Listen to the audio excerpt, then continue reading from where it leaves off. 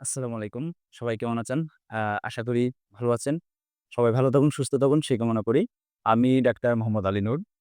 Chamber করছি Noor care diagnostic and physiotherapy centre, Babaghat Bazar, Tahirpur, সুনামগঞ্জে। আজকে এসেছে পিত্তথলিতে পাথর হলে কিভাবে বুঝবেন আপনি আপনার পিত্তথলিতে পাথর হয়েছে? এই ব্যাপারে কিছু কথা বলব। কমনলি একটা রোগ, হ্যাঁ? আ পিত্তথলি কোথায় থাকে?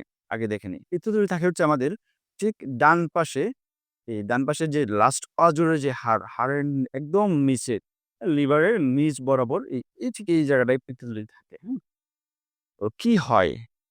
যখন পিত্তথলিতে কোনো পাথর হয় আপনার এবং আ সেই পাথর দ্বারা যদি পিত্তথলিতে কোনো প্রকার ইনফেকশন হয়, তখনই কেবলমাত্র আ ব্যথা দেখা দেয়।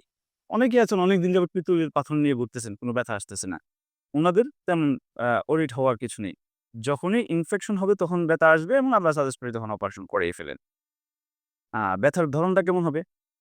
পিত্তথলির পাথরের ব্যথা প্রচন্ড একদম ভিতরে ডিপ সিটেড ঘা মেরে ধরেছে একদম। আপনি যখন নিঃশ্বাস নেওয়ার চেষ্টা করবেন, মনে হবে যে নিঃশ্বাসের সাথে ব্যথাটা আরো বেড়ে যাচ্ছে। আ তারপর হচ্ছে এই ব্যথাটা আপনার কখনো রেডিয়েট করবে আপনার এই ডান শোল্ডারের দিকে রেডিয়েট করবে, পিছনে যাবে। আ এছাড়াও হচ্ছে এই ব্যথার সাথে আপনার বমি থাকবে, আ জ্বর থাকবে, খাওয়ার খাওয়ার খায় খায় খেতে তো পারবেনই না। খাওয়ার সাথে ব্যথা বেড়ে যাবে অনেক।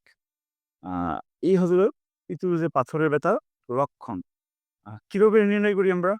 সিম্পল একটা আল্ট্রাসাউন্ডের মাধ্যমে পিত্তথলির পাথর নির্ণয় করা যায় এবং আমি বেসিক্যালি আ এই আমার এই চেম্বারে অনেক রোগীর পিত্তথলির পাথর নির্ণয় করে দিয়েছি। উনারা পরবর্তীতে হচ্ছে কেউ সিলেটে, কেউ ঢাকায় অথবা কেউ ময়মনসিংহে অপারেশন করিয়েছেন। একদম 100% উনারা ভালো আছেন, মুক্ত হয়ে গেছেন এই পেইন থেকে।